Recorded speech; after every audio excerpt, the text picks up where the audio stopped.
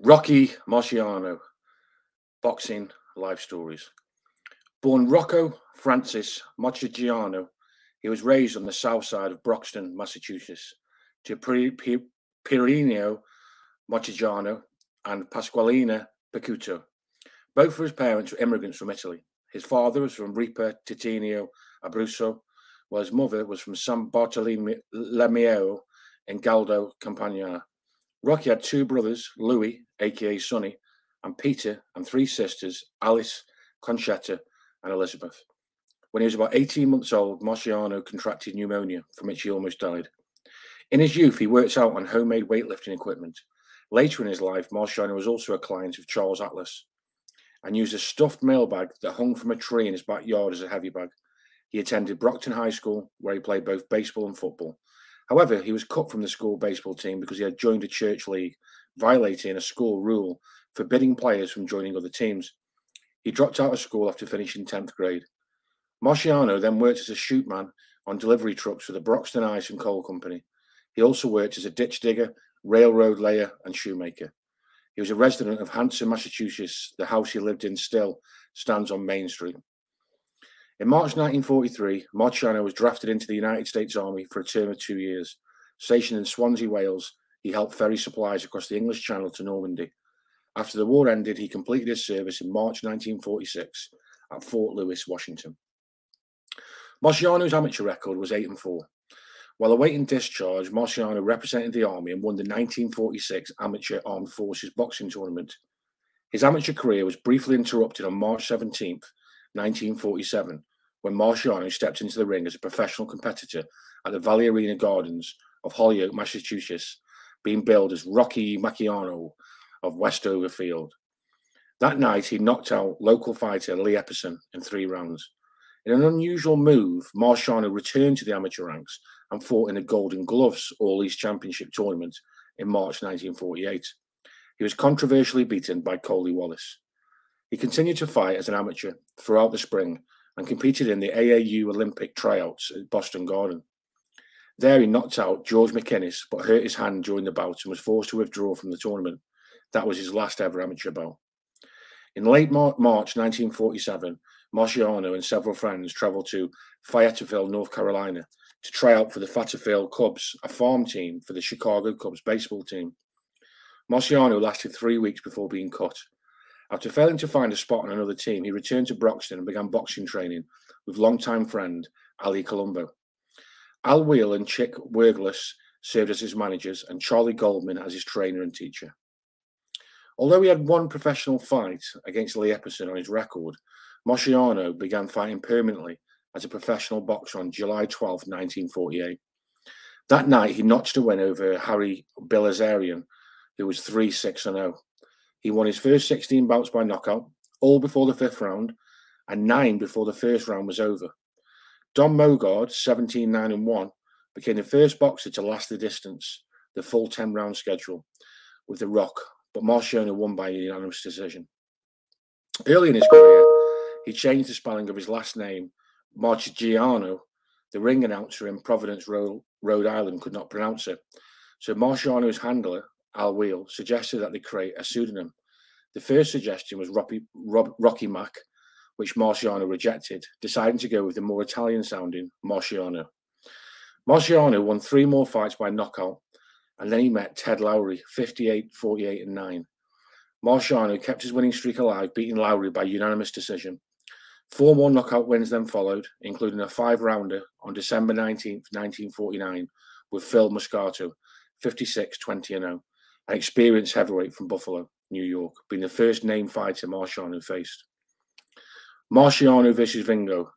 3 weeks after Phil Moscato fight, Marciano fought Carmine Vingo, 16-1-0, by a 6-round knockout in New York. Carmine was a promising prospect who was 16-1, with his loss controversial. Marciano was 24-0 at the time of the fight. The winner could be declared the white hope in the division. Rocky Marciano dropped Vingo in the 1st and 2nd round, but by the 5th, Vingo was gaining momentum. At 1 minute 46 in the 6th round, Marciano knocked out Vingo with a right uppercut. Vingo was unconscious and taken to the hospital on a stretcher, as there were no ambulances available.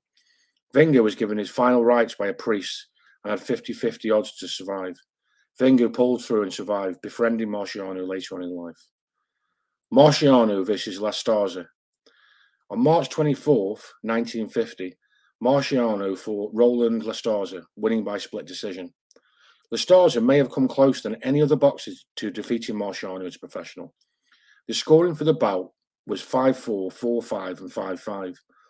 Marciano won on a supplemental point system used by New York and Massachusetts at that time. The scoring system did not award an extra point for a knockdown, and Marciano scored a knockdown in the fight. Referee Watson decided the bout, scoring it for Marciano. Both boxers were undefeated before the fight, with La Starza's record at 37-0. Subsequent bouts. Marciano scored 3 more knockouts in a row before a rematch with Lowry, who was 61, 56, and 10. Marciano again winning by unanimous decision. After that, he scored 4 more knockouts, and after a decision over Red Applegate, 11, 14, and 2, in late April 1951, he was showcased on national television for the first time, knocking out Rex Lane, who was 34, 1, and 2, in 6 rounds on July 12, 1951. On October 27, 1951, the 28-year-old Marciano took on the 37-year-old Joe Louis.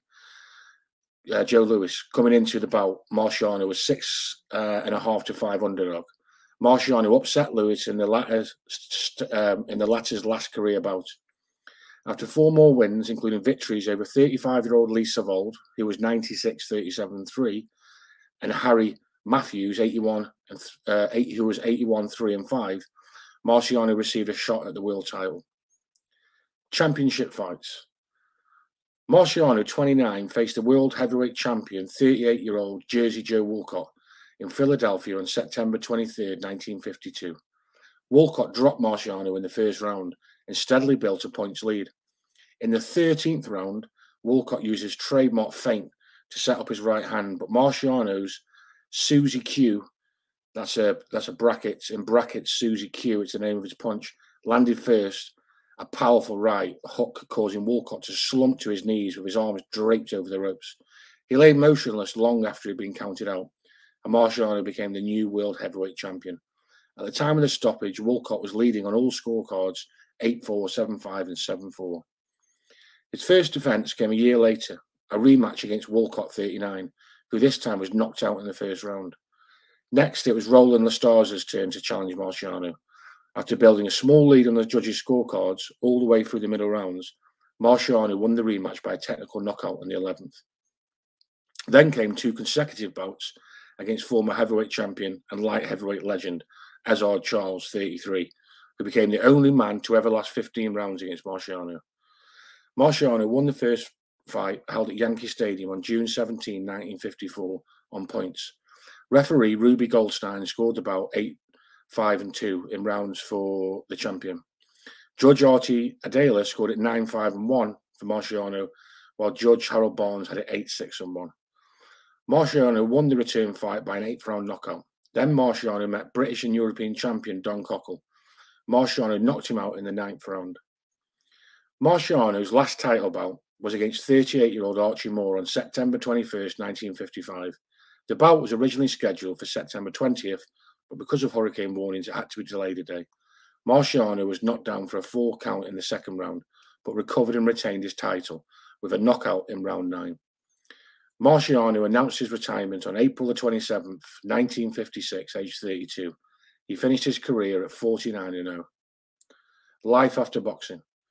Marciano considered a comeback in 1959 when Ingmar Johansson won the heavyweight championship from Floyd Patterson on June 26, 1959. After only a month of training and nearly 4 years, Marciano decided against it and never seriously considered a comeback again. After his retirement, Marciano entered the world of television, first hosting a weekly boxing show on TV in 1961, and later appearing in the combat episode Masquerade. For a brief period, he worked as a troubleshooting referee in wrestling. Marciano was a good wrestler in high school. He continued as a referee and boxing commentator in boxing matches for many years. He was also active in business as a partner and vice president of Papa Luigi Spaghetti Dens, a San Francisco-based franchise company formed by Joe Kearns and James Braley. He built a custom home at 641 New York 24th Street in 641 NW 24 Street in Wilton Manors, Florida, a suburb of Fort Lauderdale. The house still stands of 2018. In late July 1969, shortly before his death, Marciano participated in the filming of the super fight, Marciano versus Ali. The two boxers were filmed sparring, then the film was edited to match a computer simulation of a hypothetical fight between them, each in his prime.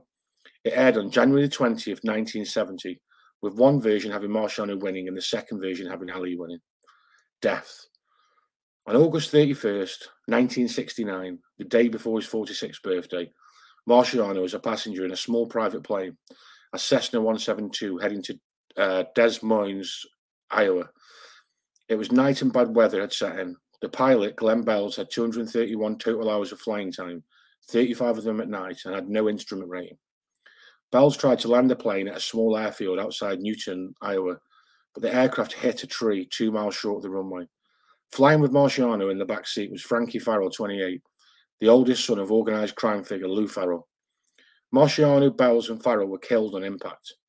The National Transportation Safety Board report said, the pilot attempted an operation exceeding his experience and ability level, continued visual flight rules under adverse weather conditions, and experienced spatial disorientation in the last moments of the flight. Marciano was on his way to give a speech to support his friend's son, and there was a surprise birthday celebration waiting for him.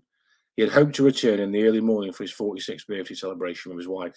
He was coming from a dinner in Chicago at STP CEO Andy Granatelli's home. Marciano is interred in a crypt at Forest Lawn Memorial Cemetery in Fort Lauderdale, Florida. His wife, Barbara Marciano, died 5 years later at the age of 46 due to lung cancer and is entombed next to him.